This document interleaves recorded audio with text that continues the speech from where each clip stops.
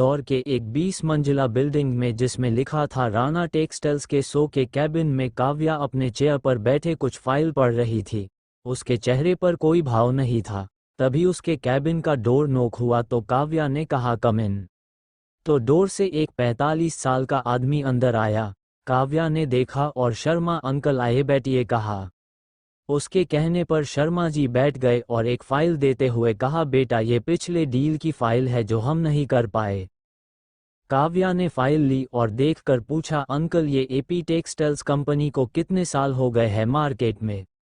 बेटा AP textiles को market में आए 10 हो गए हैं पर 2 साल पहले जो सीईओ बना है उसकी वजह से ये कंपनी हमें पीछे छोड़ रही है।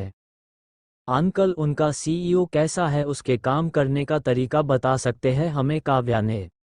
बेटा वो सीईओ के काम करने का तरीका बिल्कुल अलग है। वो प्रॉफिट की नहीं सोचता है।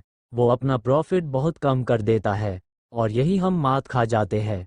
शर्मा अंकल ने कहा। काव्या उनकी बात बड़े ध्यान से सुन रही थी। अंकल आगे और कोई न्यू डील आने वाली है? काव्या ने शर्मा अंकल से पूछा। बेटा परसों एक इटली का बिजनेसमैन है जो इंदौर आ रहा है उसको एक टेक्सटाइल्स कंपनी के साथ कॉन्ट्रैक्ट करने वाला है, शर्मा अंकल ने बताया। अंकल कितने की डील है और कौन कौन सी कंपनी डील के पीछे है? काव्या ने पूछा। बेटा इसके पीछे 3 कंपनी है एपी टेक्सटाइल्स, खुराना टेक्सटाइल्स और एचपी टेक्सटाइल्स। ये कंपनी डील पाने के लिए उनसे मीटिंग करने वाले हैं, शर्मा अंकल ने काव्या को बताया। उनकी बात सुन काव्या कुछ देर कुछ सोचने लगी फिर बोली मुझे उनके बारे और इस डील की पूरी डिटेल्स भेज दीजिए। ठीक है बेटा मैं अभी भेजवा देता हूँ ये बोल शर्मा अंकल कैबिन से निकल गए और महिका अपने काम में ही लगी रही। एपी टेक्सटाइल्स के सीईओ कैबिन में अभय अपनी चेयर पर बैठ कुछ फाइल पढ़ रहा था तभी उसके मोबाइल की रिंग बजी। अभय ने देखा इन कौन नंबर था फिर उसने फ़ोन पे सामने वाले की बात सुन अभय ने एक ही जवाब दिया उठा लो और फ़ोन रख दिया। इस वक्त उसके चेहरे पर एक शैतानी मुस्कान थी। फिर वो अपने काम में लग गया। उसके कैबिन का डोर नॉक हुआ। उसने कमिंग कहा तो मानव अंदर आया।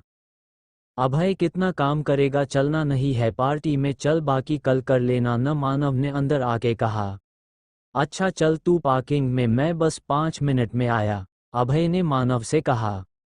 औक बस 5 मिनट उससे ज़्यादा नहीं अगर ज़्यादा लेट किया तो मैं अकेला चला जाऊंगा, मानव ने धमकी देने के लहजे में कहा।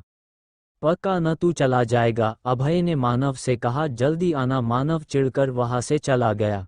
उसके जाने के बाद अभय मुस्कुरा रहा था। कुछ देर बाद अभय आया और वो दोनों निकल गए। इधर राणा पैलेस को दुल्हन की तरह सजाया गया था। पार्टी राणा पैलेस के गार्डन में हो रही थी। पूरा गार्डन फूलों और लाइट से सजाया गया था। वो बहुत खूबसूरत दिख रहा था। मेहमान आने शुरू हो गए। राणा फैमिली उनका वेलकम कर रही थी। चलिए आपको राणा फैमिली के बारे में बता देते हैं। जय सिंह राणा, राणा फैमिली के सबसे बड़े और मुखिया। इनके 2 बेटे हैं अनिरुद्ध और प्रकाश। इन्होंने राणा कॉर्पोरेशन की नींव रखी थी। ये है काव्या के दादा राधिका जय सिंह राणा। जैसे आप लोगों को नाम से पता चल गया होगा ये जय सिंह जी की पत्नी और काव्या की दादी। अनिरुद्ध राणा ये है राणा कॉर्पोरेशन के चेयरमैन जय सिंह जी के बड़े बेटे। इनका एक बेटा है विश्वजीत जय सिंह के बाद इन्होंने पूरी कंपनी संभाली है। ये काव्या के बड़े पापा है। काव्या इन्हें डैड बोलती है। क्यों आगे पता चल जाएगा। पार्वती राणा ये अनिरुद्ध जी की पत्नी है, बहुत ही शांत सरल। ये काव्या को बड़ी माँ है। काव्या इनकी लाडली है। प्रकाश राणा ये जय सिंह के छोटे बेटे हैं। ये अपने दूसरी पत्नी और अपने बेटे और छोटी बेटी के साथ रहते हैं। ये राणा फैमिली से अलग रहते हैं। इनकी खुद की कंपनी है राणा इंडस्ट्री। इनके बेटे का नाम प्रतीक और बेटी का नाम टीना है। ये काव्या के डैड है। सरिता राणा ये है प्रकाश राणा की दूसरी पत्नी। ये बहुत लालची है। टीना और प्रतीक इनके बच्चे हैं और ये है काव्या की सौतेली माँ पर वो काव्या से नफरत करती है। विश्वजीत राणा ये अनिरुद्ध जी का बेटा है। ये राणा कॉर्पोरेशन का शो है। इसकी कोई बहन नहीं है इसलिए काव्या को अपनी जान से ज़्यादा प्यार करता है, बिल्कुल अपनी सगी बहन की तरह। काव्या ये है प्रकाश राणा की बड़ी बेटी। काव्या अपने पापा से नफरत करती है। क्यों आगे पता चल जाएगा। ये अपने परिवार की सबसे बड़ी बेटी है, सबकी धड़कन है, इसलिए कई लोगों की आंखों में खटकती है। टीना राणा, प्रकाश और सरिता की बेटी, लालची और बिगड़ी हुए अपनी बड़ी बहन से नफरत करती है। प्रतीक राणा, ये है प्रकाश और सरिता का बेटा, अभी कॉलेज के फर्स्ट ईयर में है। ये अपनी बड़ी बहन और बड़े भाई से बहुत प्यार करता है। काव्या और विश्वजीत भी बहुत प्यार करते हैं और टीना बिल्कुल भी पसंद नहीं है। तो ये थी राणा फैमिली। अब पार्टी में आते हैं। सभी मेहमान आ रहे थे। पार्टी में बिजनेसमैन और पॉलिटिशियन भी आए हैं। राणा फैमिली सभी का वेलकम कर रही थी। वहाँ पूरी फैमिली मौजूद है। विश्वजीत अपने कुछ फ्रेंड के साथ बात कर रहा था। तभी वहाँ काव्या आती है अपने फ्रेंड प्रिया के साथ। सभी उन्हें देखते रह जाते हैं। काव्या ने अभी रेड कलर की ऑफ शोल्डर ड्रेस कैरी किया था, एक हाथ में ब्रेसलेट, एक हाथ में घड़ी, होठों पर हल्की रेड लिपस्टिक, हल्का मेकअप किया था। उसकी ड्रेस उसके घुटनों तक थी। वो बहुत खूबसूरत लग रही थी। सभी उसको ही देख रहे थे। वो अपने बड़ी माँ और बड़े पापा के पास गई। उसकी बड़ी माँ ने काला टिका उसकी कान के पीछे लगाते हुए उसकी नज़र उतर के कहा, किसी की नज़र न लगे, मेरी प्यारी बच्ची को बहुत खूबसूरत लग रही हो। काव्या झेपते हुए, क्या माँ, आप भी ना कुछ भी कहो, बेटा लग बहुत खूबसूरत रही हो, उसके बड़े पापा ने कहा। काव्या अपनी बड़ी माँ को गले लगाते हुए, बड़ी माँ से ज़्यादा नहीं लग रही हूँ, क्यों पापा बोल। वो अपने बड़े पापा को एक आंख मारती है। बात तो तू सही बोल रही है बेटा, मेरी बीवी का तो जवाब ही नहीं है, उसके बड़े पापा कहते हैं। आप भी न जी, बच्चों के सामने वो शर्मा के बोलती है, जिसे देख काव्या और अनिरुद्ध जी मुस्कुरा देते हैं। और भैया कैसे हैं आप, एक आदमी की आवाज़ आती है। सभी उसे देखते हैं। काव्या जब उसे देखती है तो उसके चेहरे के भाव बदल जाते हैं। और प्रकाश कैसा है तू, उसे गले लगाते हुए बोले, पापा मैं प्रिया के साथ अपने फ्रेंड्स को मिलने जाती हूँ, काव्या ने कहा और प्रिया के साथ चली गई। उसका खुद को इग्नोर कर जाना प्रकाश जी को अच्छा नहीं लगा।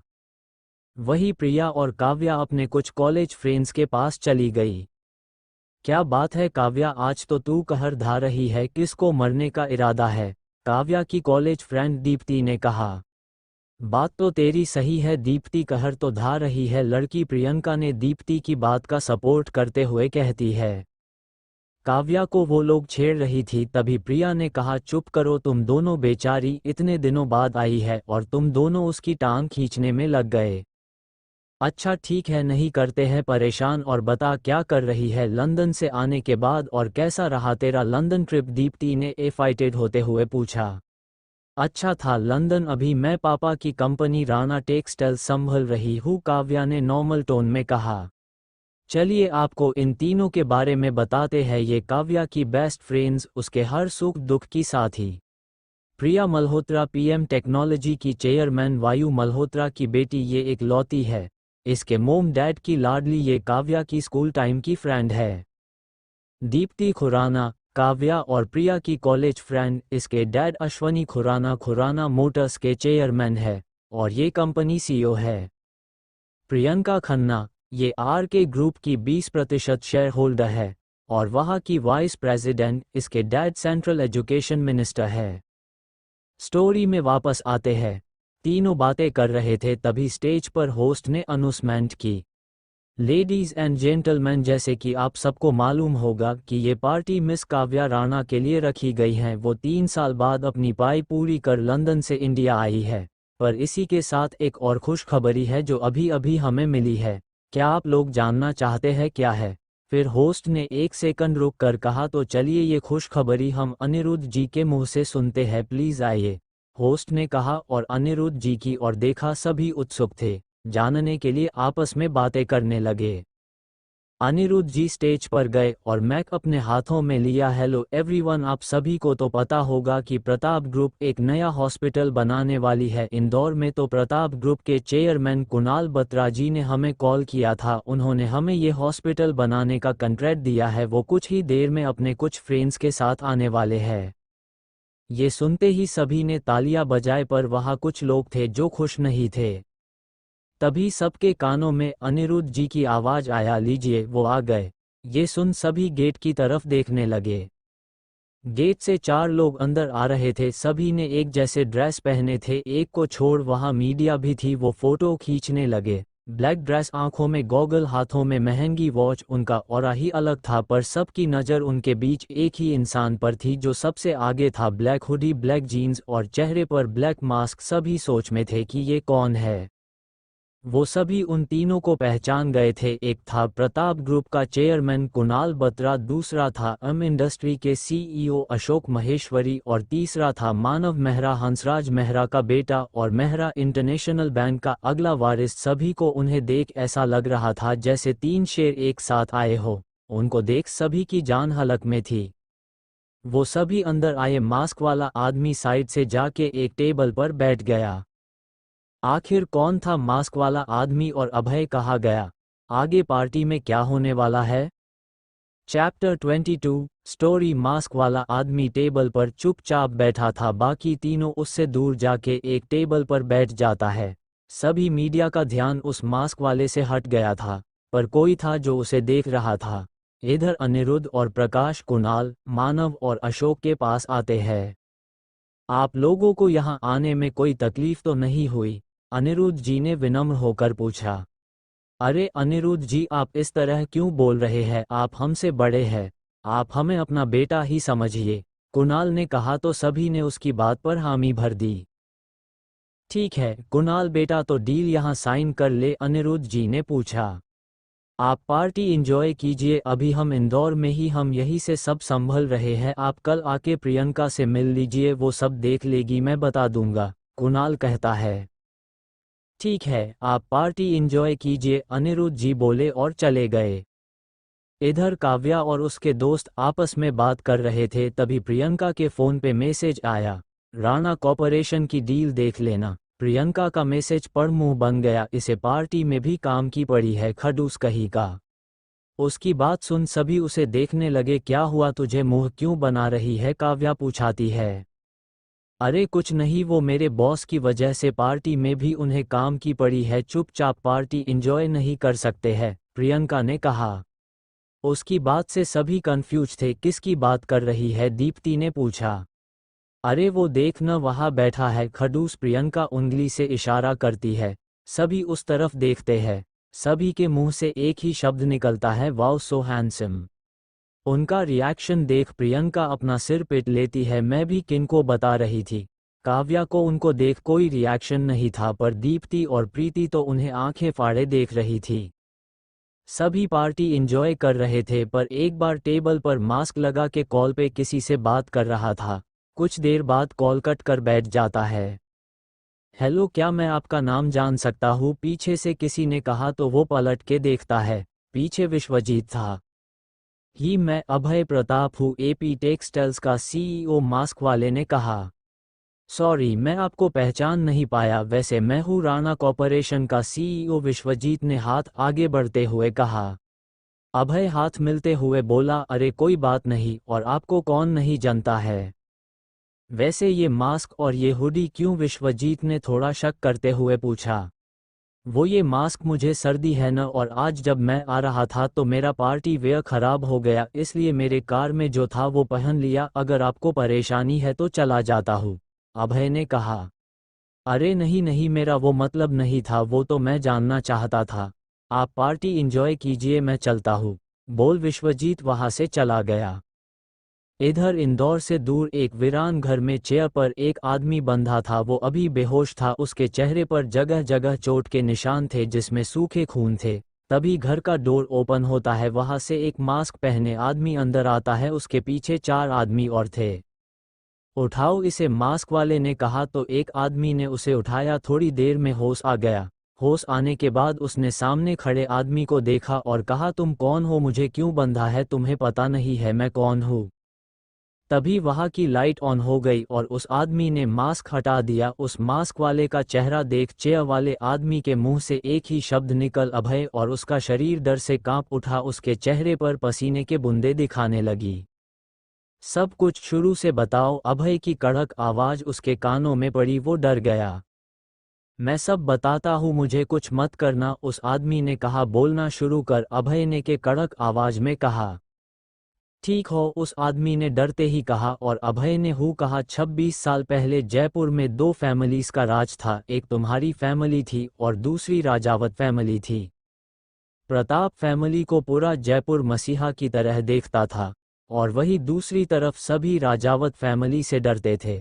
आपकी फैमिली लोगों का बहुत अच्छे से ख्याल रखती थी, पर वही राजावत फैमिली लोगों को परेशान करना, उन्हें धमका कर काम निकलना, लोगों की जमीन छीनना जैसे काम करता था। सारे काले कामों में उनका हाथ था। वो जयपुर को नरक बनाए जा रहे थे, पर प्रताप फैमिली उनके रास्ते में नहीं आई। वो एक दूसरे से काफ़ी दूर थे, पर मोहन राजावत के बड़े बेटे से एक गलती हो गई जो पूरे राजावत फैमिली को ले डूबा। उसने इतना ही कहा था, चुप हो जा, मुझे वो सब पता है, तू सिर्फ ये बता उन्होंने हमें मरने का प्लान कैसे किया और कब किया। अभय ने कड़क आवाज में कहा, ठीक है, ये प्लान उन्होंने उस समय किया जब तुम्हारे दादाजी की मौत हुई। क्यों, जब तक वो थे तुम्हारी फैमिली एक थी। उसने इनता ही कहा था, तभी एक कड़क आवाज आई, विशाखा देवी के बारे में बताओ। अभय ने उसी लहजे में कहा। उसकी बात सुन वो आदमी घबरा गया, उसके होंठ कंपने लगे। वो मोहन राजावत की बेटी है जिसके बारे में कोई नहीं जानता था। वही मेरी फैमिली की सारी खबर देती थी न। अभय ने उसके बीच में ही कहा। उस आदमी ने डरते हुए हाँ में सिर हिला दिया। गुड, आगे बोलो, अभय ने शांत लहजे में कहा। तुम्हारे दादाजी के मौत के बाद हमने सारी प्लानिंग किया। हमने ये खबर फैलाई कि तुम्हारे चाचा तुम्हारी फैमिली को मरना चाहती है, और तुम्हारे डैड तुम्हारे दोनों चाचा की फैमिली को, ताकि तुम्हारी फैमिली आपस में लड़कर मर जाए। पर उन्हें पता चल गया कि ये एक साजिश है, और उन्होंने सोचा उनके दुश्मन इसका फ़ायदा न उठा ले। मेरे डैड ने सभी बच्चों को बाहर भेज दिया है न, अभय ने बीच में कहा। हाँ, तुम्हारे डैड ने उनका प्लान बिगड़ दिया। फिर उन्होंने सभी पर नज़र रखनी शुरू कर दी, पर उन्हें तुम्हारा डर था, क्योंकि हमने सभी के बारे में पता लगा लिया था तुम्हारे, उसने कहा और चुप हो गया। क्योंकि मेरे डैड को ने मुझे कोई अलीशन जिंदगी जीने के लिए न भेजकर एक अनाथ आश्रम में भेज दिया। अभय ने कहा। सही कहा, हम तुम्हारी तलाश करते रहे, तब तक हम शांत थे, पर 3 साल पहले हमें तुम्हारे बारे में पता लगा लिया और हमने एक प्लान बनाया। प्लान ये था कि हम ये नाटक करेंगे कि महिमा एक मजबूर लड़की है और उसके साथ गलत हुआ है, और वो तुम्हें मदद मांगेगी और शादी करके तुम्हारे परिवार में आएगी और तुमसे प्यार का नाटक करेगी। उसके बाद हम सबको खत्म कर देंगे। पर पता नहीं कहाँ से तुम्हारे डैड को पता लग गया और हमें प्लान बदल कर सभी को खत्म करना पड़ा। बस इतना ही, उसने कहा। बस इतना। एक जोरदार आवाज आई जिससे पूरा घर गूंज उठा। उसकी आवाज सुन वो आदमी अंदर तक कांप गया। बताता हूँ, सब बताता हूँ। हमें तुम्हारे फैमिली की वसीयत मिली थी, जिसके अनुसार तुम्हारी फैमिली की सारी प्रॉपर्टी अगर उसके नाम हो जाएगी, जिससे अभय की शादी होगी और अभय उसे तलाक दे देगा। इसलिए हमने शादी की प्लान बनाए था, पर बाद में हमें पता चला वो वसीयत चेंज हो गई है, और ओरिजिनल वसीयत के मुताबिक प्रताप फैमिली के मौत के बाद कुणाल संभालेंगे, और अगर कोई भी प्रताप फैमिली का बचा होगा तो उसका हो जाएगा। फिर वहाँ ताली की आवाज आई, साथ में हंसी की। अभय जोर जोर से हंसने लगा। और तुम बेवकूफों ने पहले महिका मेरी तलाक करवा दिया और उसके बाद अभय की मौत की खबर फैला दिया, जिससे महिका प्रताप फैमिली का हिस्सा नहीं रही और उन्हें कुछ नहीं मिला। अभय ने हंसना बंद कर कहा, हाँ, अब तो मैंने सब बता दिया, अब मुझे जाने दो प्लीज, मैं तुम्हारे पांव पड़ता हूँ, जाने दो। वो आदमी गिड़गिड़ा के बोल रहा था, जिसे सुन अभय के होठों पर एक शैतानी मुस्कान आ गई। फिर उसने कहा, जाने दूँ? ऐसे कैसे जाने दूँ? तुम्हारी फैमिली और उसकी फैमिली ने मिलकर ये प्लान बनाया था ना। चलो तुम्हें एक कहानी सुनाता हूँ। आज से 23 साल पहले एक फैमिली एक गांव में रहती थी। उस फैमिली में एक बच्चे का जन्म हुआ। जब उसका जन्म हुआ तो पंडित जी ने कहा कि ये बच्चा आगे जाके अपने दुश्मन और गलती करने वाले के लिए मौत होगा, पर उस समय किसी ने पंडित जी की बात को गंभीरता से नहीं लिया। जब वो बच्चा 13 साल का हुआ तो एक दिन वो रात को शहर में घूम रहा था, तब उसने देखा कि कुछ लोग एक महिला के साथ जबरदस्ती कर रहे थे। वो लोग शायद 4 लोग थे। ये उस बच्चे ने अपने जेब से एक पेन निकल पल भर में उन चारों आदमी को मर दिया। तुम्हें पता है वो कौन थे? उसके सवाल और कहानी से उसके गला सूख गया। डर से उसने अपना थूक निगला और पूछा, कौन था? वो हंसते हुए बोला, वो गैंगस्टर शकीब के आदमी थे। उसने उनमें से एक के गर्दन पर पेन घुसा दिया था, दूसरे के प्राइवेट पार्ट और एक के मुंह पर और एक के पेट पर। तुम्हें पता, उसके बाद वो उन्हें तड़पता देखता रहा, फिर आखिर में उनकी सांस छीन लिया। सोच, जो आदमी जिसे जनता नहीं उसके लिए इतना बड़ा काम कर सकता है, तो सोच उसके दुश्मन के साथ क्या करेगा। तुम्हें पता है वो बच्चा कौन था? वो आदमी अब और भी डर गया। उसने डरते हुए ही कहा, तुम सही कहा तुमने, वो बच्चा मैं ही हूँ। सोच, अब मेरा दुश्मन कौन और मैं क्या करूँगा? अभय कहता है, अभी तुम्हारे दुश्मन राजावत फैमिली और मेरी सिंह फैमिली है। सही कहा न मैंने? उस बंधे हुए आदमी ने कहा। गलत, अभी मेरा दुश्मन सिर्फ ये दो नहीं, मित्तल फैमिली भी है, समझे? अभय कहता है। तुम्हें कैसे पता चला मित्तल फैमिली के बारे में? उस आदमी ने हकलाते हुए पूछा। अभय मुस्कुराया और बोला, तुम्हें क्या लगा है मैं इतना भी नहीं जान पाऊंगा कि कौन कौन साजिश में मिले हैं?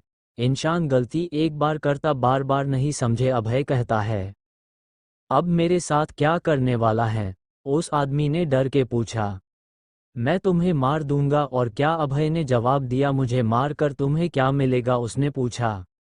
तुम्हें मारकर मैं युद्ध की शुरुआत करूंगा, तुम्हारी मौत उनके लिए एक संदेश होगा, फिर मैं धीरे धीरे सभी को मार दूंगा जो उनके साथ थे। आखिर में उसे मारूंगा जिससे मैंने वादा किया था कि अगर मैं बच गया तो उसे एक दर्दनाक मौत दूंगा। महिका राजावत, सही कहा न? उस आदमी ने अभय के बात के बीच में ही कहा। सही कहा तुमने, मैं पहले उसके साथियों को मारूंगा, फिर उसके अपने लोगों को, फिर उसे इन सब दर्द को सहने दूंगा और आखिर में वो मरेगी। अभय बोल हंसने लगा। ये हा अंडस्को हा अंडस्को हा अंडस्को हा अंडस्को हा। उसकी हंसी पूरे घर में गूंज रही थी, जिसे सुन वो डर गया। वो किसी राक्षस की तरह लग रहा था।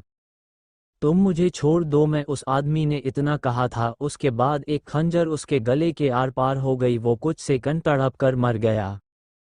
कुछ ज्यादा ही समझदार था, मुंह बंद रख नहीं सकता था। अभय ने खंजर से हाथ हटा के अपने रुमाल से खून साफ किया। इसे भेज दो उनके पास, मैं जाता हूँ।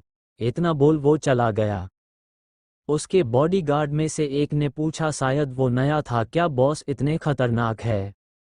दूसरे ने जवाब दिया, नहीं, वो सिर्फ अपने दुश्मन के साथ इतने खतरनाक है जो उनके आपने हैं उन पे जान चिढ़कते हैं।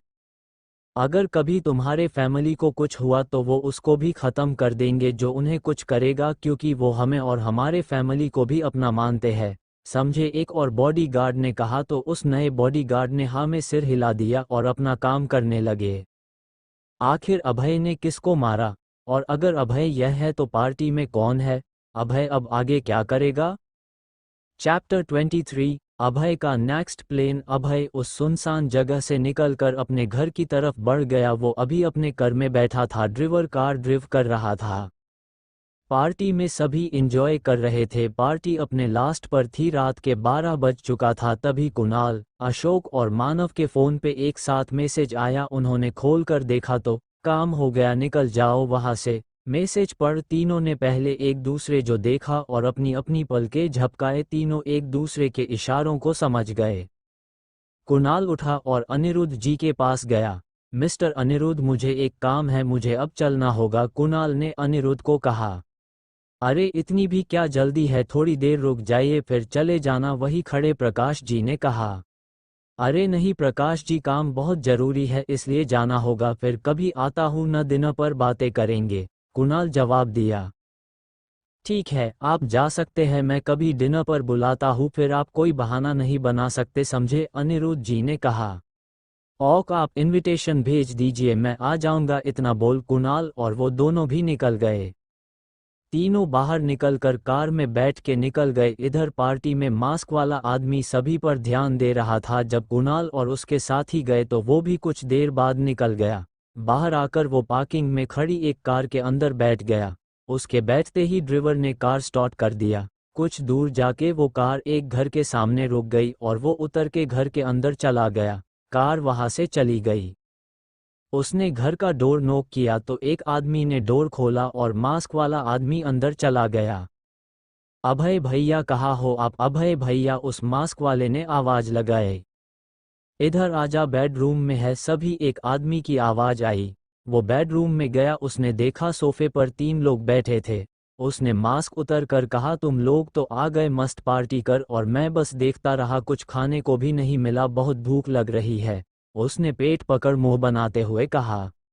उसे देख वो तीनों हंस पड़े। विराज कितना नाटक करता है यार, तू कितना फनी लग रहा है। एक आदमी ने कहा। कुणाल भाई आप मेरा मजाक उड़ा रहे हो, मैं अभय भाई को बता दूंगा, उसने कहा। जी हाँ, ये थे कुणाल, अशोक और मानव थे, और जो मास्क वाला आदमी था वो था विराज राठौर उर्फ वीआर। आप उससे मिल चुके हैं। अच्छा ठीक है, झगड़ा मत करो, बाहर से एक आदमी अंदर आते हुए बोला। उसने ब्लैक टी शर्ट और ब्लू लोवर पहनी थी, उसके हाथ में खाने की ट्रे थी। अभय भैया देखो न, ये कुणाल मेरा मजाक उड़ा रहे हैं।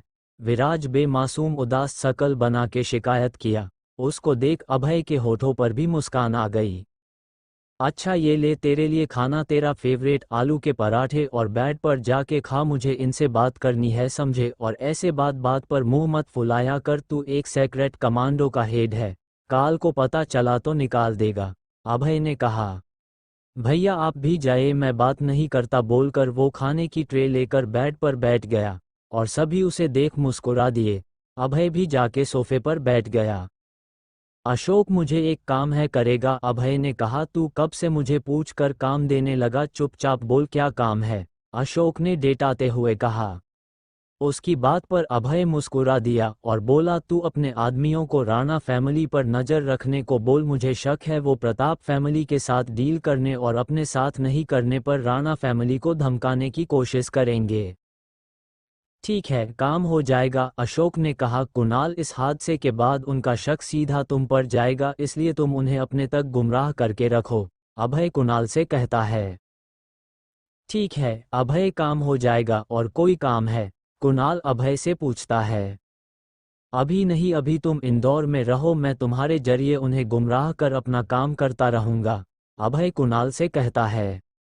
मेरा क्या काम है अभय, या मुझे ऐसे ही बुला लिया है, मानव पूछता है।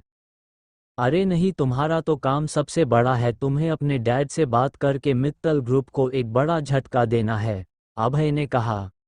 एक साथ 3 शिकार करने की सोच रहे हो तुम, कुणाल कहता है। अभय मुस्कुरा देता है, जिसे देख सभी समझ जाते हैं। भाई मुझे क्या करना है, पीछे से विराज खाते हुए बोलता है। तू चुपचाप ठूस और मामा को बोलना मेरी चिंता न करे समझे, अभय ने कहा, जिसे सुन सभी मुस्कुरा दिए और विराज का मुंह बन गया। इधर पार्टी भी खत्म हो गई थी, सभी अपने अपने घर जा चुके थे, सिर्फ राणा परिवार बचा था। सभी फैमिली मेंबर हॉल में बैठकर बातें कर रहे थे। डैड आगे क्या करना है, प्रताप ग्रुप के प्रोजेक्ट का, प्रकाश ने पूछा। मुझे लगता है ये प्रोजेक्ट विश्वजीत संभल लेगा, जय सिंह जी ने कहा। डैड मैं क्या कहता हूँ, क्यों न ये प्रोजेक्ट हम टीना को संभलने के लिए दे दे, विश्वजीत कंपनी का सीईओ है, उसको और भी काम होगा, प्रकाश जी ने कहा। टीना इस काम के लिए सही नहीं है, काव्या ने तुरंत कहा। तुम्हें ऐसे क्यों लगा है कि मैं इसके लिए क्यों ठीक नहीं हूँ, टीना ने तुरंत ही काव्या पर सवाल दाग दिया। क्योंकि तुम्हें अभी इन सब का एक्सपीरियंस नहीं है, और इतना बड़ा प्रोजेक्ट तुम्हें देना मुझे ठीक नहीं लगा, काव्या ने जवाब देते हुए कहा। तुम्हें क्या लगता है यहाँ सिर्फ तुम ही काबिल हो, मैं भी कर सकती हूँ समझे, टीना काव्या पर चिल्लाते हुए बोली। तुम्हारी हिम्मत कैसे हुए मुझे पर चिल्लाने की, काव्या कहा।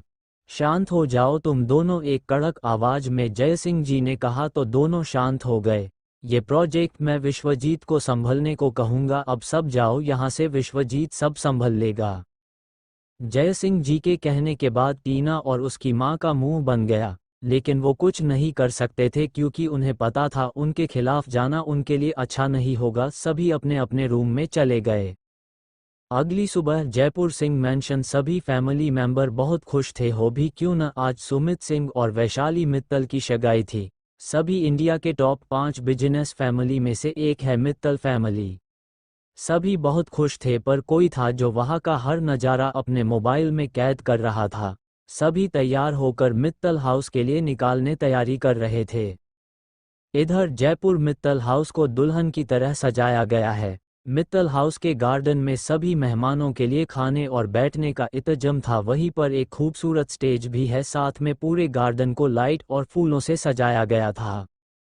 मित्तल हाउस 3 मंजिल का था, बाहर से वाइट एंड गोल्डन कॉलर का है, एक स्विमिंग पूल, गार्डन बहुत ही खूबसूरत था, महल की तरह। मित्तल हाउस में सभी तरफ 50 गार्ड है।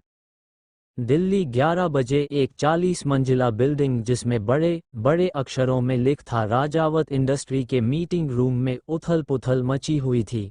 चेयरमैन के चेयर पर मोहन राजावत बैठा था और राउंड टेबल पर बाकी शेयर होल्डर और फैमिली मेंबर थे। तभी एक कड़क आवाज गूंजी, कैसे हुआ ये सब? सर, ये सब राणा कॉर्पोरेशन के साथ डील नहीं हुआ इसलिए है, एक आदमी ने कहा। राणा कॉर्पोरेशन से डील करने कौन गया था? मोहन राजावत ने पूछा, उनकी आवाज में गुस्सा साफ था। सर, मिस पलक गई थी डील के लिए, डील उसके सीईओ ने मना, कैंसिल कर दिया, उसी आदमी ने कहा। अगर एक डील कैंसिल हो गई तो क्या तुम लोग और डील पर ध्यान नहीं दे सकते थे? उन्होंने सभी पर चिल्लाते हुए कहा। सर, प्रताप ग्रुप हम पे सीधा हमला कर रहा है, हमारे सारे प्रोजेक्ट, टेंडर, डील हमसे छीन रहा है, एक और आदमी ने कहा। तो तुम लोग खड़े होकर तमाशा देख रहे हो? तुम लोगों को क्या इस कंपनी की नहीं पड़ी है? भूलो मत, यहाँ तुम लोगों के शेयर है, ये कंपनी बर्बाद हुए तो तुम्हारे भी पैसे डूबेंगे। मोहन फिर चिल्लाकर बोलता है। जी सर, हम देख लेंगे और हमारे शेयर 1 महीने में अपनी जगह वापस आ जाएगा, एक आदमी ने कहा। ठीक है, मैं 1 महीने देता तो तुम सभी को, और इस प्रताप ग्रुप का जल्दी कुछ करो वरना वो हमें ख़त्म कर देगा, मोहन ने कहा। ठीक है सर, हम देखते हैं क्या कर सकते हैं, एक आदमी ने कहा। ठीक है, मीटिंग ओवर, मोहन बोला और सभी उठ चले गए। इंदौर 11.30। अभय अपने कानों में ब्लूटूथ लगा के सोफे पर एक पैर के ऊपर दूसरा पैर लगा के मुस्कुरा रहा था। फिर ब्लूटूथ निकलकर, मोहन राजावत, ये तो अभी शुरुआत है, अभी तो पूरी जंग बाकी है, चलो अब काम पर जाया जाता है, अभय खुद से बोला और रेडी होकर निकल गया। राणा टेक्सटाइल्स के शो के ऑफिस में काव्या अपने चेयर पर बैठकर कुछ डॉक्यूमेंट पढ़ रही थी। तभी उसके कैबिन का डोर नॉक हुआ। कमिंग, काव्या ने कहा। डोर खोल। शर्मा अंकल अंदर आए। काव्या ने देखा। अरे अंकल, आप आइए, बैठिए, उसने विनम्र होकर कहा। शर्मा अंकल उसके सामने वाले चेयर पर बैठ गए। बेटा, ये एक फॉरेन क्लाइंट से डील के पेपर है, एक बार तुम भी देख लो, फिर हम उनसे मीटिंग फिक्स कर लेंगे, शर्मा अंकल ने फाइल देते हुए कहा। काव्या ने फाइल ले लिया। अंकल, और हमारे बाकी काम कैसे चल रहे हैं? काव्या ने शालीनता से पूछा। बेटा, अभी तो काम ठीक है, ज़्यादा बड़े ऑर्डर नहीं है, इसलिए कोई परेशानी नहीं आ रही है, शर्मा अंकल ने शांत लहजे में कहा। अंकल, क्या हमें अभी कोई बड़ा ऑर्डर लेने में परेशानी तो नहीं होगी न? काव्या ने पूछा। बेटी, अभी तो परेशानी नहीं होगी, क्योंकि अभी हमारे सारे ऑर्डर लगभग पूरे हो गए हैं, तो अभी कोई दिक्कत नहीं है। ठीक है, तो अंकल आप मिस्टर प्रशांत कुमार से मीटिंग की बात कर लीजिए, हम उनसे ऑर्डर पाने की कोशिश करेंगे और मैं इस फॉरेन क्लाइंट की फाइल देख लेती हूँ, काव्या शर्मा अंकल से कहती है और वो वहाँ से चले जाते हैं। आगे क्या होगा? क्या काव्या को ऑर्डर मिलेगा? अभय राजावत ग्रुप के साथ क्या करने वाला है? आखिर कौन था जिसे अभय ने मारा? Chapter 24, partial. इंदौर एक 30 मंजिला बिल्डिंग जिसमें लिखा था प्रताप ग्रुप। ये बिल्डिंग प्रताप ग्रुप के इंदौर ब्रांच का ऑफिस था। उसके टॉप फ्लोर के एक कैबिन में कुणाल बैठकर अपने लैपटॉप पर काम कर रहा था। तभी कैबिन का डोर नॉक होता है। कम, कुणाल कहता है। तभी डोर खोल एक 26 साल का बंदा अंदर आता है। सर, वो मिस्टर राणा आए हैं, उस आदमी ने कहा। कुणाल अपना काम करते हुए ही बोला, ठीक है, उन्हें थोड़ी देर वेट करने को बोलो, और प्रियंका से बोला कि उन्हें अटेंड करे, मैं थोड़ी देर में आता हूँ। यस सर, बोल चला गया। बाहर जाके उसने कॉल किया और कुछ देर बाद कर कॉल कट कर दिया और एक और केबिन के पास जाके डोर नॉक किया। अंदर आ जाओ। अंदर से एक लड़की की मधुर आवाज आई। उसने डोर ओपन कर अंदर गया। गुड मॉर्निंग मैम, उसने सामने बैठे लड़की को ग्रीट किया। उसकी आवाज सुन लड़की ने देखा। अरे सागर, तुम यहाँ, बोलो, कुछ काम था? लड़की ने कहा।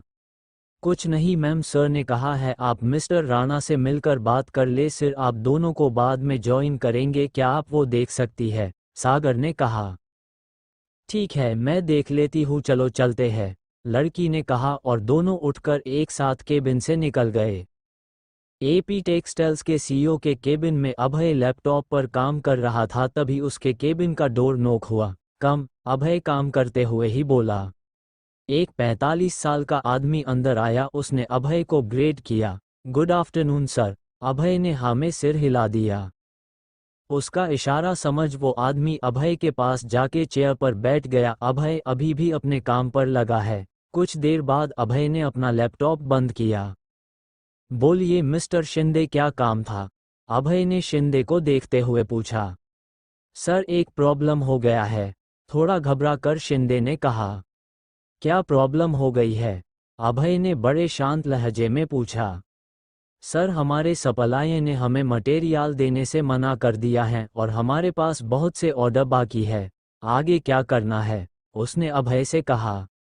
अभय कुछ देर सोचा, फिर बोला, एक काम कीजिए, आप कोई दूसरा सप्लाई खोजिए और मैं सभी क्लाइंट से बात करके देखता हूँ क्या वो हमें और टाइम दे सकते हैं क्या? अभय ने कहा। सर, इतनी जल्दी कोई भी हमें मटेरियल नहीं दे सकता, शिंदे ने कहा। एक काम कीजिए, आप जो भी हमें देने के लिए रेडी हो उसको 10% ज़्यादा पेमेंट कर दीजिए और उन्हें अगले 10 साल के लिए कॉन्ट्रैक्ट दे देना, अभय ने कहा।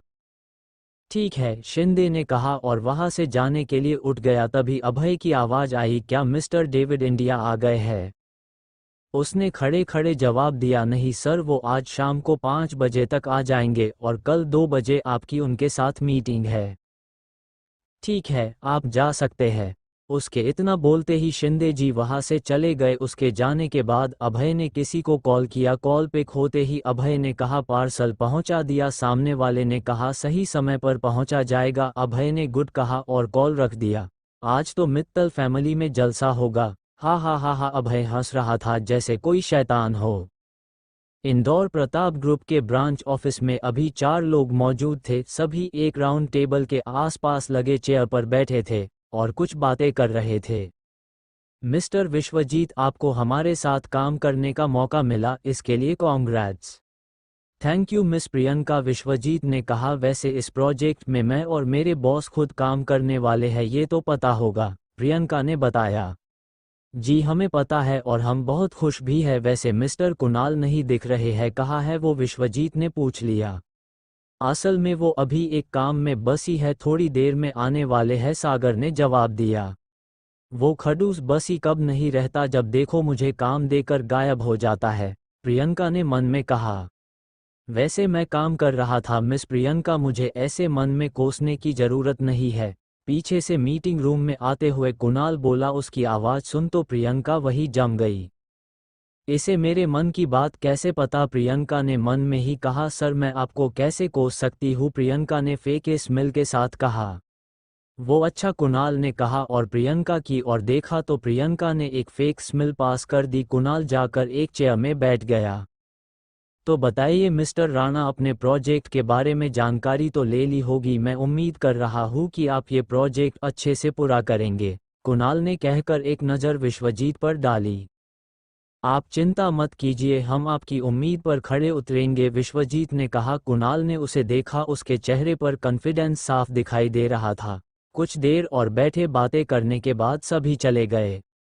जयपुर शाम 7 बजे मित्तल विला को दुल्हन की तरह सजाया गया है। मेहमान आने शुरू हो गए थे, सभी तरफ खुशी का माहौल था, चारों तरफ लोगों की चहल पहल थी।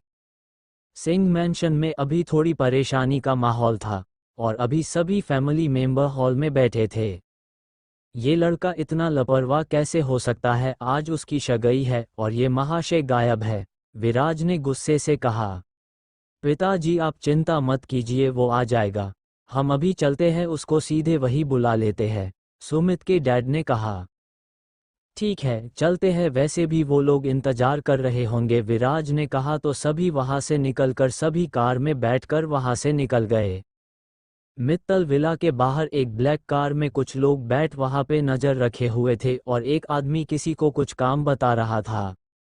सुन, छोटे बॉस ने कहा है वैसा ही करना, जैसे ही वो लोग यहाँ आते हैं तुम दोनों डिलीवरी वाले बन कर जाओगे और इसको देकर वापस आ जाना, किसी को पता नहीं चलना चाहिए, एक आदमी ने कहा। भैया आप चिंता मत कीजिए, आपने जैसा कहा है वैसा ही होगा, उसके बाद आपको पार्टी देनी होगी, छोटे ने कहा।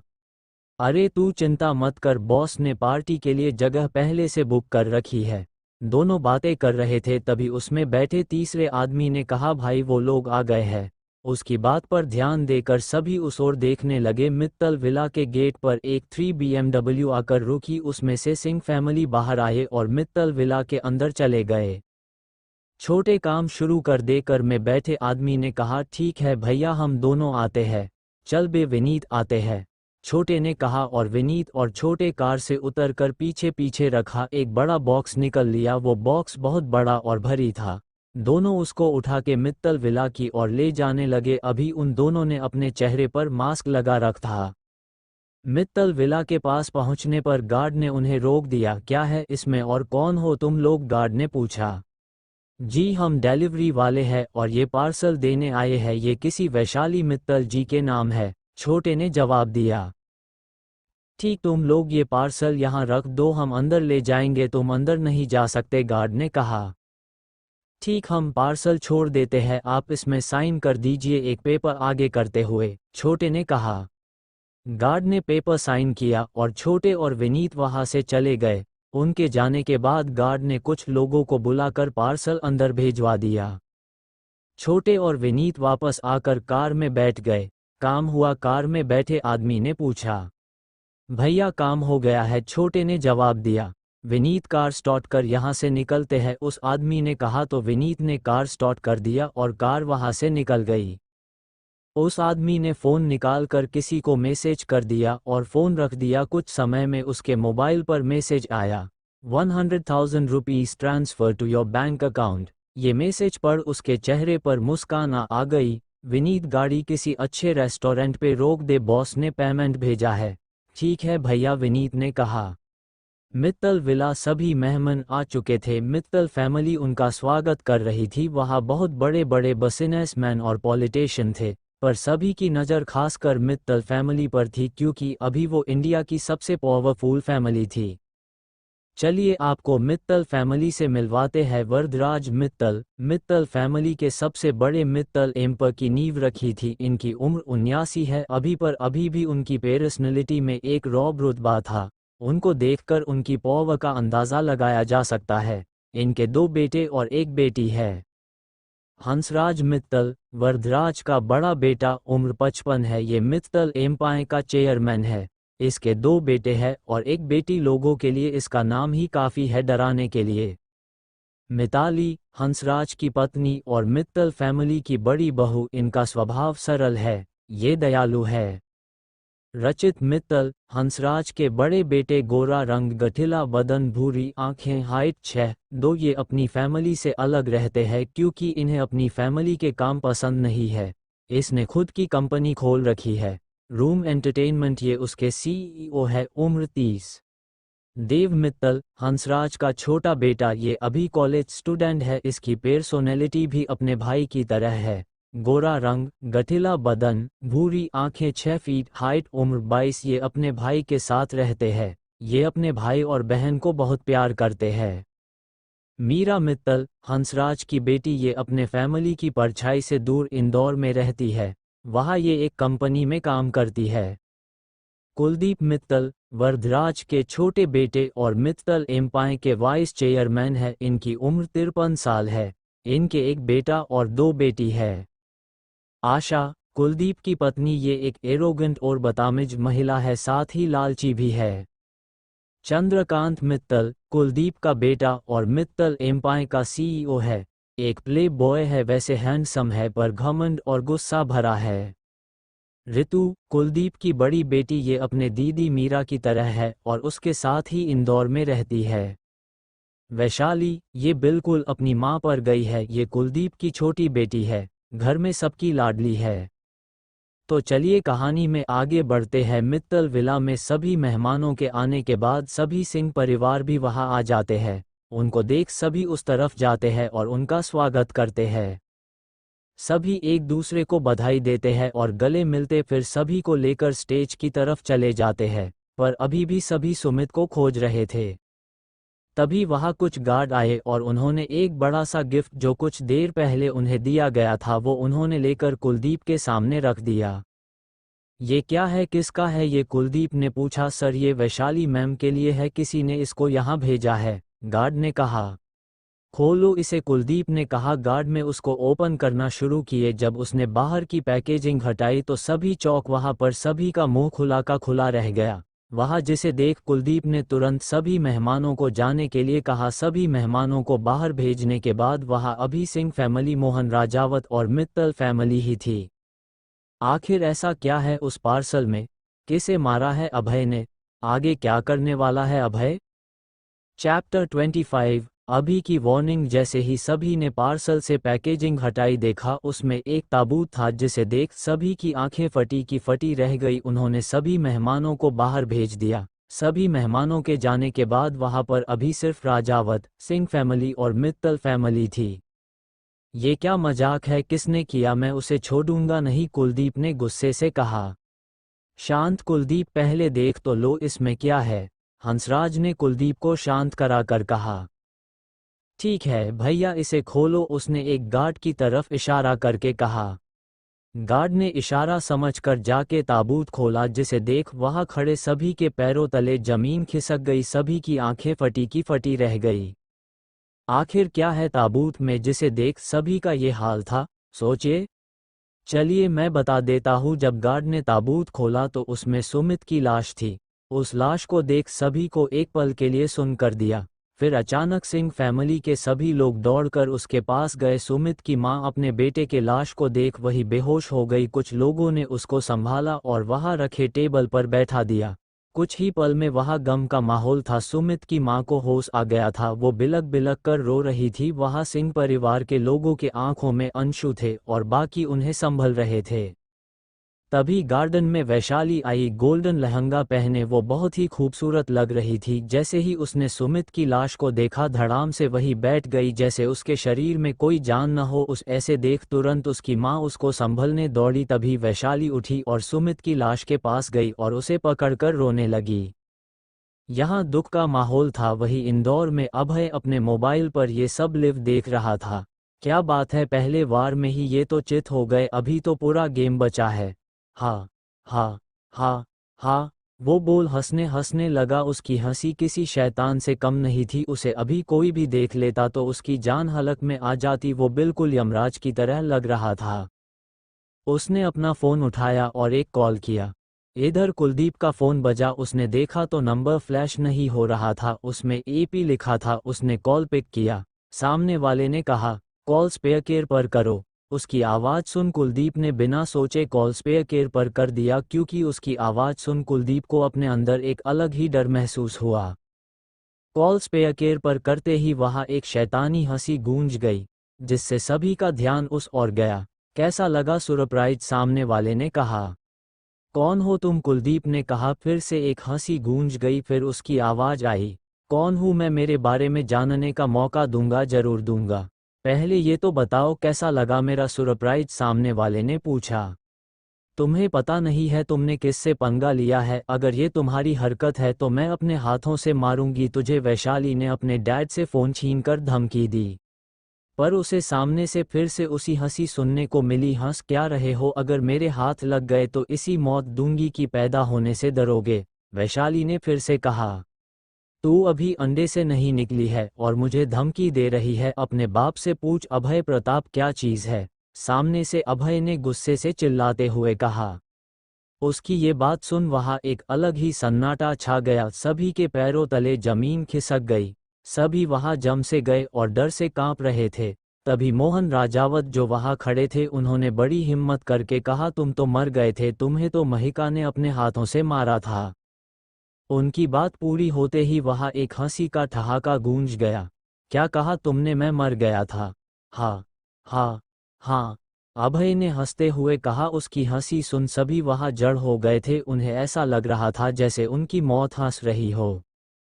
चलो तुम लोगों को एक आदमी के बारे में बताता हूँ, वो बहुत फेमस है। अटैची यूचिहा नाम सुना ही होगा, अभय ने कहा और उनके जवाब का इंतजार करने लगा। नहीं सुना है, अभय से मोहन ने कहा। चलो तो तुम लोगों को बता देता हूँ वो कौन है। इतना बोल अभय कुछ देर के लिए रुक गया, फिर बोलना शुरू किया। अटाची यूचिहा वो एक एनिमे कैरेक्टर है। उसकी स्टोरी बहुत ही दिलचस्प है। वो बंदा बहुत खतरनाक था। उसके पूरे विलेज में उसके क्लैन को सबसे ताकतवर माना जाता था। वो बंदा बहुत शांत रहता था। उसने 13 साल की उम्र में अपने पूरे क्लैन को मार दिया। उसने किसी को नहीं छोड़ा, यहाँ तक अपने परिवार को भी नहीं, नहीं अपने प्यार को भी नहीं, क्योंकि उसे ऐसा करने के लिए वहाँ के लीडर ने कहा था, विलेज को बचाने के लिए। लेकिन वो बंदा एक व्यक्ति को नहीं मार सका। पता है किसको? फिर रुक गया। किसको? मोहन ने पूछा। अपने भाई को, क्योंकि उसका भाई उसके लिए विलेज से बढ़कर था। तुम्हें पता है वो मेरा फेवरेट एनिमे कैरेक्टर है।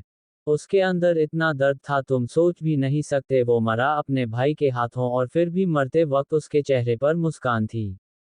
उसने कभी किसी को अपने दर्द के बारे में नहीं बताया। उसने एक गद्दार की तरह जिंदगी बिताई, जबकि उसको ऐसा करने का ऑर्डर दिया गया था। वो उसकी मजबूरी थी। तो तुम ये सब हमें क्यों बता रहे हो? मोहन ने पूछा। क्योंकि उसने एक बात कही थी। अभय ने इनता बोल बोल रुक गया। क्या बात? मोहन ने पूछा। किसी को जज नहीं करना चाहिए। बाहर से चाहे कोई कैसा भी दिखे, जरूरी नहीं कि वही उसकी सच्चाई हो। जैसा कि तुम लोगों ने मुझे देखकर सोचा होगा कि मुझमें बहुत सब्र है। हमारा क्लैन, तुम लोग खुद को कुछ ज्यादा ही समझते हो, बिना देखे कि सामने कौन है। अभय कहता है और हंसने लगता है। उसकी हंसी सुन मित्तल विला में मौजूद सभी की जान हलक में आ जाती है। तुम्हें पता नहीं है हम कौन है? हम इंडिया के टॉप 10 फैमिली में से है। हम चाहे तो तुम्हें जिंदा गाड़ सकते हैं। मोहन चिल्लाते हुए बोला। हाँ हाँ हाँ हाँ, हम तुम मुझे जिंदा गड़ोगे? चलो देखते हैं। मैं तुम्हें 1 महीने का समय देता हूँ। मुझे खोजो और मार दो, और अगर नहीं मार पाए तो मैं शुरू करूँगा तो होगा मौत का नंगा नाच, जिससे कोई भी नहीं बचेगा। और हाँ, मित्तल फैमिली के सदस्यों से एक बात कहना चाहूँगा। अभय बोलकर रुक गया। क्या? वरदराज तुरंत पूछा। तुम्हारे जिन फैमिली मेंबर ने इनका साथ मेरे परिवार को मारने में दिया है वो मारेंगे। अगर उन्हें बचाने कोई बीच में आया तो वो मरेगा। बाकी क्या करना है खुद सोच लो। इतना बोल उसने फोन कट कर दिया। हेलो हेलो हेलो, वरदराज बोलते रह गए। सभी के चेहरे पर डर साफ दिख रहा था। सभी के पसीने छूट रहे थे, क्योंकि सभी प्रताप फैमिली के बारे में सुन रखा था। मिस्टर राजावत और मिस्टर सिंह, आप दोनों अपनी फैमिली को लेकर यहाँ से चले जाइए, वरदराज ने। लेकिन मिस्टर मोहन ने इतना ही कहा था कि वरदराज ने उसकी बात बीच में काटकर कहा, देखिए आपकी दुश्मनी में मैं अपने परिवार की बलि नहीं दे सकता हूँ। आप चले जाइए। उसकी बात सुन किसी ने कुछ नहीं कहा और सभी वहाँ से चले गए। इधर अभय इंदौर में अपना लैपटॉप बंद कर किसी को कॉल करता है। कॉल पिक होते ही, सुबोध अब तुम वहाँ से निकलो और अपने फैमिली के पास जाओ। मैंने सारा इंतजाम कर दिया है, अभी निकालो, अभय ने कहा। पर सर आपका काम, सुबोध इतना ही बोला था। अभय ने कहा तुम निकलो, आगे मैं देख लूंगा, और तुम्हें जो भी मिला है मेरा आदमी तुमसे ले लेगा। ठीक है सर, जैसा आप कहे, सुबोध ने कहा। तुम सीधा वहां से, मैं एड्रेस भेज रहा हूँ, वहां जाओ और वहां मेरा एक आदमी तुम्हें मिलेगा। वो तुम्हें सीधे तुम्हारी फैमिली के पास पहुंचा देगा। वहां तुम्हारे लिए जॉब का इंतजाम है, वहां जाके पता चल जाएगा, अभय ने कहा और कॉल काट दिया।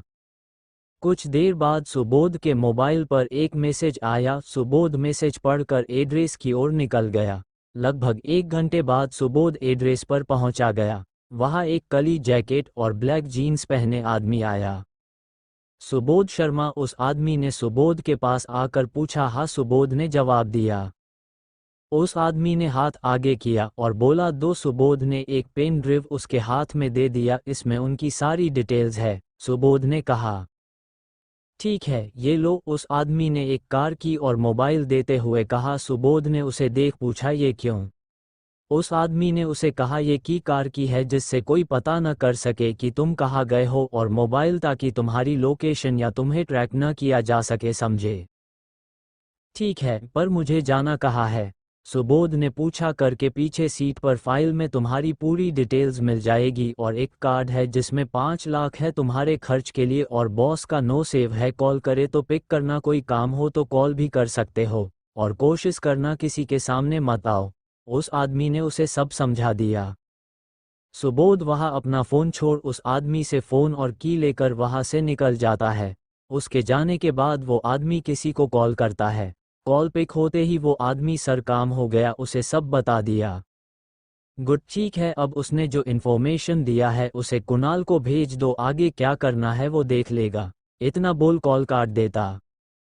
अभय कॉल कटने के बाद कुणाल को कॉल करता है। कुणाल अभी सो रहा होता है, तभी फ़ोन की आवाज़ से उठ जाता है। कौन पागल इतनी रात को कॉल कर रहा है? कुणाल नींद में बोलता है और कॉल पिक करता है।